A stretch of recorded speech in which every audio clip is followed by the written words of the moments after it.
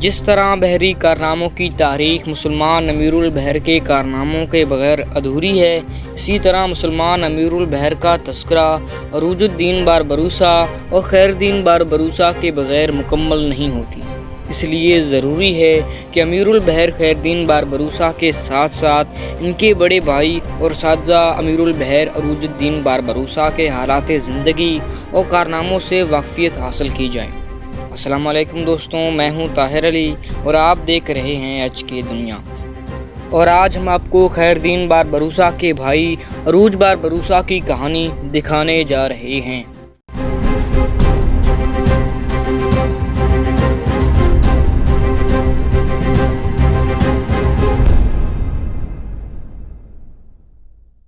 یہ وہ زمانہ تھا کہ جب اندلس سے مسلمانوں کو نکالا جا رہا تھا اور یہ تباہ حال مسلمان چھوٹی چھوٹی کشتیوں میں بیٹھ کر افریقہ کے ساحل پر پناہ لے رہے تھے۔ عیسائی سمندری ڈاکو ان مسلمانوں کی کشتیوں اور بستیوں پر حملہ کر کے انہیں لوٹ لیا کرتے تھے۔ چونکہ بحر روم کی سب سے بڑی بحری طاقت کی حیثیت سے ساحلوں کی حفاظت بھی عثمانی سلطنت کی ذمہ داری تھی، اس لیے سلطان وقت نے عروج کو عیسائی سمندری ڈاکوؤں کی سرکوبی کا کام سونپا۔ انہوں نے ان کے خلاف جارحانہ کارروائیوں کا ایک لمبا سلسلہ شروع کر دیا۔ امیر البحر عروج نے جنوبی یورپ کی عیسائی حکومتوں کے جنگی بیڑوں کو پے در پے عبرتناک شکست دی اور ان کی بحری طاقت کو تہس نہس کر کے رکھ دیا۔ اسپین کے مظلوم مسلمانوں کو وہاں سے بچ نکلنے میں انہوں نے ان کی بڑی مدد کی۔ جن مسلمانوں کے پاس کشتیاں نہیں ہوتی تھیں، انہیں وہ اپنے بیڑے کے جہازوں میں بھر کر افریقہ کے ساحل پر لے آتے تھے، اور جب اسپین کے جہاز مزاحمت کرتے تھے تو ان کا بھی مقابلہ کرتے تھے۔ عیسائی دنیا کا سب سے بڑا مذہبی رہنما پوپ کہلاتا تھا۔ اس کا اپنا بہت مضبوط بحری بیڑا تھا۔ قاعدہ یہ تھا کہ ہر عیسائی حکومت کچھ مسلح جہاز پوپ کے بیڑے کی نظر کرتی تھی، اور سپاہیوں کی تنخواہ اور دیگر اخراجات بھی خراج یا نذرانے کے طور پر ادا کرتی تھی۔ یہ بیڑا اتنا مضبوط تھا کہ اب تک کسی مسلمان سلطنت نے اس سے ٹکر لینے کی جرت نہ کی تھی۔ لیکن ایک بار جب اچانک امیر البحر عروج کو پوپ کا بیڑا بحر روم میں نظر آ گیا تو ان سے رہا نہ گیا اور اسی وقت حملہ کر کے سارے جہاز گرفتار کر لیے۔ پوپ کے سارے ملحاؤں اور سپاہیوں کی گرفتاری سے پورے یورپ میں ہلچل مچ گئی۔ ادھر امیر البحر عروج نے ان ملحاؤں کو تونس کی بحریہ کی ملازمت پیش کی، جو انہوں نے قبول کر لی۔ یہ پوری عیسائی دنیا کے چنے ہوئے لوگ تھے، جن کے آ جانے کی وجہ سے تونس کی بحری طاقت میں گراں قدر اضافہ ہو گیا تھا۔ اس کے بعد امیر البحر عروج نے اسپین سے ایک فیصلہ کن سمندری جنگ لڑنے کا فیصلہ کیا۔ 1504 عیسوی میں امیر البحر عروج نے اپنے مختصر بیڑے کی مدد سے ڈاکوؤں کی کئی ٹولیوں کو شکستیں دیں۔ ساحل پر خشکی کے قریب ایک محفوظ جگہ انہوں نے اپنا ہیڈ کوارٹر بنا لیا تھا، اور ان کی منجر کشتیاں برابر بحر روم میں گشت لگایا کرتی۔ جب کبھی کوئی عیسائی بیڑا افریقہ کے ساحل کا رخ کرتا تو امیر البحر عروج کو فوراً خبر ہو جاتی، اور وہ اپنا بیڑا لے کر دشمن کے سامنے سینہ تانے کھڑے ہو جاتے تھے۔ تونس کی بندرگاہ آج بھی دنیا کی بہترین بندرگاہوں میں سے ایک ہے، اسی لیے عروج نے اسی کو اپنا مسکن بنا لیا تھا۔ بندرگاہ کے قریب خلق الوداع کا چھوٹا سا قلعہ سلطان تونس نے ان کے حوالے کر دیا تھا۔ اسی میں وہ رہتے تھے اور اسپین سے لٹے ہوئے مسلمانوں کے قافلے یہیں پہنچتے تھے۔ چند روز یہاں رکنے کے بعد ان کی آباد کاری کا کوئی مستقل انتظام کر کے انہیں اندرون ملک بھیج دیا جاتا تھا۔ اس سے پہلے تونس کی حکومت کو عیسائی بیڑوں کے حملوں سے کافی نقصان ہوتا رہتا تھا۔ امیر البحر عروج کے ہاں پہنچنے کے بعد تونس کا ساحل محفوظ ہو گیا، اور اب تاجر پورے اطمینان اور بے فکری کے ساتھ اپنا مال لاتے اور لے جاتے تھے، جس سے ملک کی معاشی حالت تیزی سے بڑھنے لگی۔ آخر کار سلطان تونس نے عثمانی سلطان سے اجازت لے کر امیر البحر عروج کو تونس کا امیر البحر مقرر کر دیا۔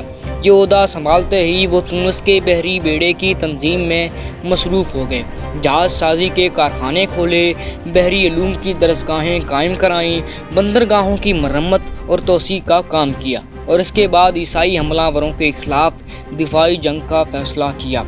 انہوں نے اس جنگ کی تیاریاں خاموشی سے کرنے کے بجائے اعلان کر کیں، اور اس کا موقع دیا کہ یہ خبریں اسپین پہنچ جائیں۔ اس کے بعد جب وہ اپنا بحری بیڑا لے کر نکلے تو اسپین کی عیسائی حکومت کا پورا جنگی بیڑا ایک جگہ موجود تھا۔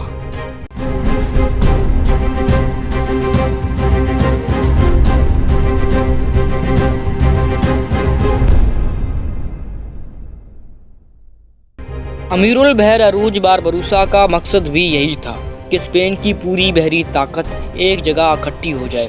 جبرالٹر کے قریب دونوں بیڑوں میں بڑی خوفناک تاریخی جنگ ہوئی جس میں مسلمان فتح یاب ہوئے اور اسپین کی سمندری طاقت کی کمر ٹوٹ گئی۔ اس فتح نے ساری دنیا میں امیر البحر عروج کے نام کو عروج بخشا اور سلطان تونس نے خوش ہو کر جربہ نامی ایک جزیرہ انہیں بخش دیا تاکہ وہ وہاں رہنے کے ساتھ حکومت کر سکیں۔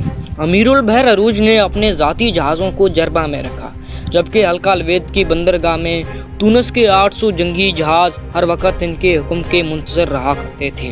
اسپین کے ساحل پر بوجیا نامی ایک بہت چھوٹی سی عیسائی ریاست تھی۔ اسپین کی حکومت نے فوجی طاقت کے بل پر اس ریاست پر قبضہ کر لیا۔ بوجیا کے حاکم نے اپنا ایک ایلچی امیر البحر عروج باربروسا کے پاس بھیجا اور کہا کہ اگر آپ میرا تخت واپس دلوا دیں تو میں آپ کے اور آپ کے ساتھیوں کے جہازوں کے لیے بندرگاہ بوجیا کے دروازے کھول دوں گا اور ان سے کوئی ٹیکس نہیں لیا جائے گا۔ امیر البحر عروج نے سلطان تونس سے اجازت لینے کے بعد حملے کی تیاریاں شروع کر دیں۔ تونس کی بہترین فوجیں جہازوں میں سوار کی گئیں۔ چونکہ اسپین سے مسلمانوں کو بڑی بے عزتی کے ساتھ نکالا گیا تھا، اسی لیے مہاجر مسلمانوں نے بھی انتقامی طور پر اس جنگ کے لیے اپنے آپ کو پیش کیا۔ امیر البحر عروج باربروسا نے بوجیا کے حاکم سے پہلے ایک تحریری معاہدہ کر لیا اور ساری شرطیں لکھوا لیں۔ اس کے بعد اسلامی لشکر روانہ ہو گیا۔ اسپین کی بحری طاقت تو پہلے ہی ختم ہو چکی تھی، لہٰذا سمندری لڑائی کی نوبت نہیں آئی اور مسلمان آسانی سے بوجیا کے ساحل پر اتر گئے۔ آگے بڑھ کر اسپین کی فوجوں سے مقابلہ ہوا، لیکن مسلمان اتنے جوش میں بھرے ہوئے تھے کہ پہلے ہی حملے میں عیسائی لشکر کے پاؤں اکھڑ گئے۔ انہوں نے بھاگ کر ایک بڑے قلعے میں پناہ لی۔ یہ ان کا پہلے سے ہی سوچا سمجھا منصوبہ تھا، اس لیے کہ قلعے میں کئی مہینے کے کھانے کا سامان اکٹھا کر لیا گیا تھا اور قلعہ بھی ایسا منتخب کیا گیا تھا کہ جس میں میٹھے پانی کا ایک قدرتی چشمہ موجود تھا۔ مسلمانوں کی فوجیں 10 روز تک قلعے پر گولہ باری کرتی رہیں، مگر اس کی فصیلیں اتنی مضبوط تھیں کہ مسلمانوں کو اسے توڑنے میں کامیابی نہیں ہوئی۔ بدقسمتی سے 10ویں دن امیر البحر عروج شدید طور پر زخمی ہو گئے۔ انہیں علاج کے لیے افریقہ بھیج دیا گیا تو فوج میں بددلی پھیلنے لگی۔ نتیجہ یہ ہوا کہ معاصرہ ختم کر کے سب کو افریقہ واپس آ جانا پڑا۔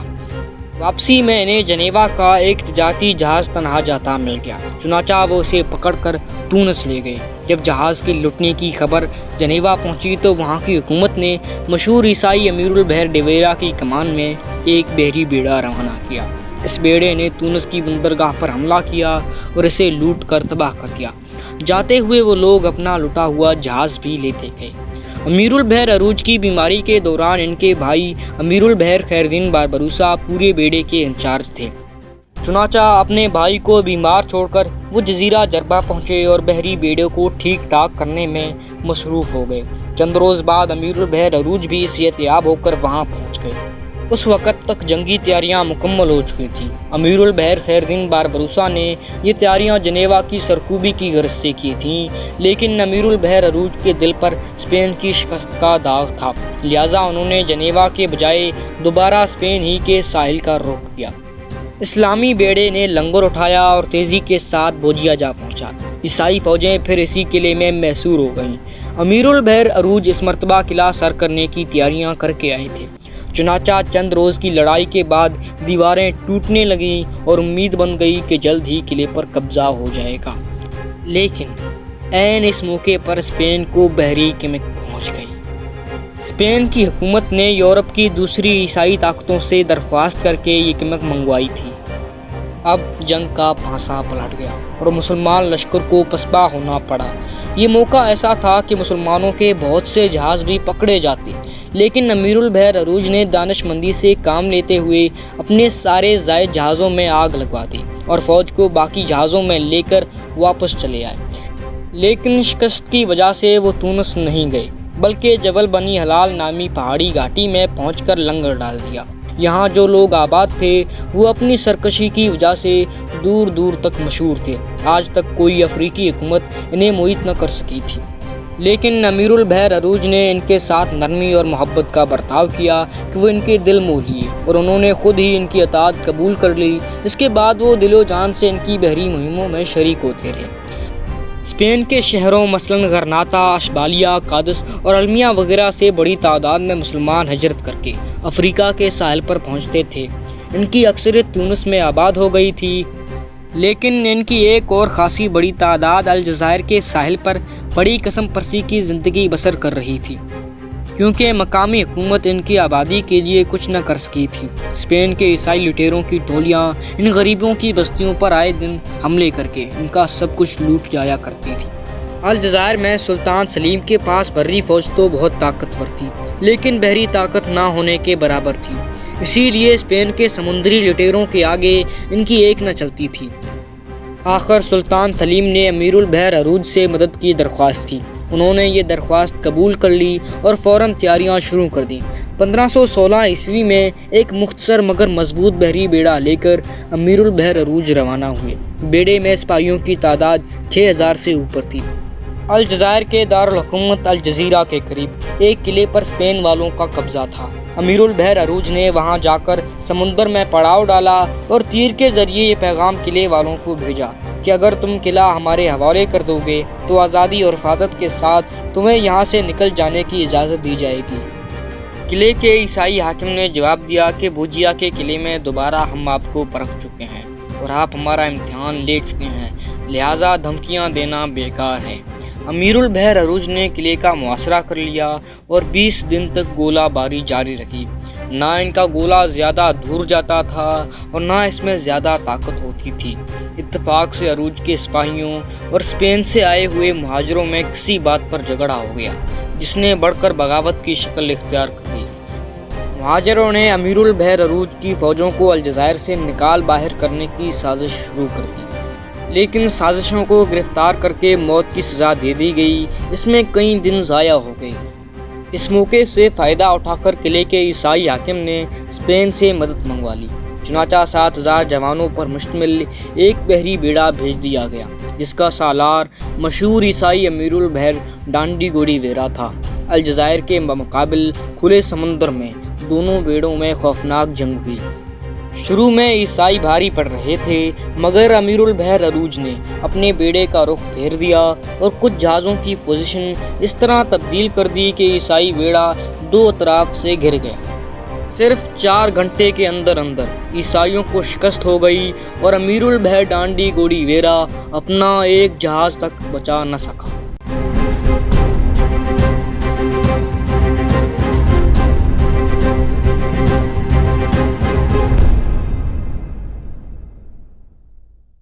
اس فتح سے الجزائر میں امیر البحر عروج کی مقبولیت بہت بڑھ گئی، چنانچہ انہوں نے ایک بری فوج بھی تیار کی اور اس کی مدد سے الجزائر پر قبضہ کر لیا۔ الجزائر کے ساحل پر متعدد قلعے اسپین والوں کے قبضے میں پہنچ چکے تھے۔ امیر البحر عروج نے ایک ایک کر کے یہ سارے قلعے عیسائیوں سے خالی کروا لیے۔ اس وقت افریقہ کے شمالی ساحل پر مصر وغیرہ کا علاقہ تو سلاطین عثمانیہ کے قبضے میں تھا۔ اس کے علاوہ تونس، فیض اور مراکش کی حکومتیں تھیں، لیکن اب الجزائر کی حکومت ان میں سب سے زیادہ طاقتور بن چکی تھی۔ امیر البحر عروج نے فوراً نئے سرے سے بحری بیڑے کی تنظیم کی اور اسپین کے ساحلوں پر لگاتار حملے شروع کر دیے۔ ہر حملے میں ان کے جہاز اسپین سے مسلمان مہاجروں کو نکال لاتے تھے۔ اگر یہ سہولیت نہ ہوتی تو وہ سارے مسلمان یا تو زبردستی عیسائی بنا لیے جاتے یا پھر شہید کر دیے جاتے تھے۔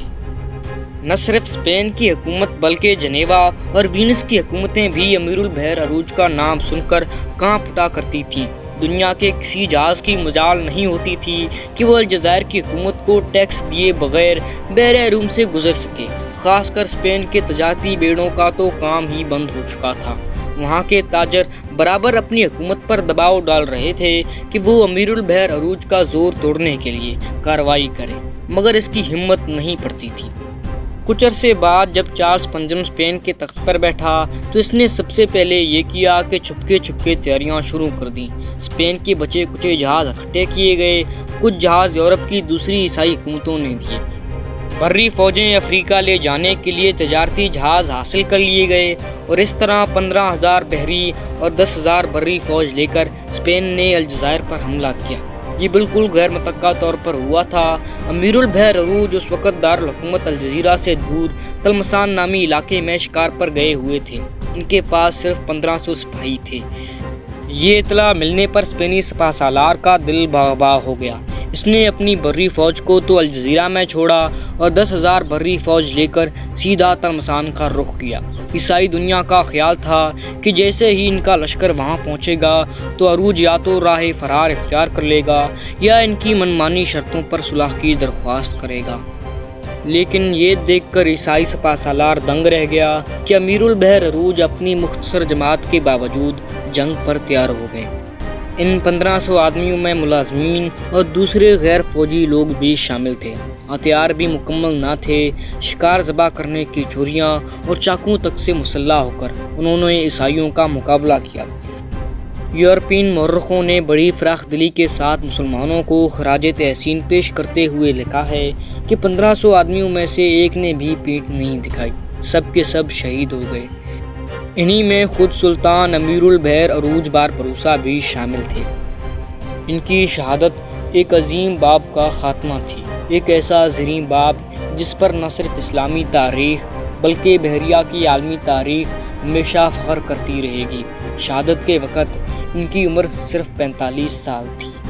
اگر آپ امیر البحر عروج کے چھوٹے بھائی امیر البحر خیر الدین باربروسا کی کہانی دیکھنا چاہتے ہیں تو اوپر دیے گئے کارڈ پر کلک کریں۔ تب تک کے لیے شکریہ۔ خدا حافظ۔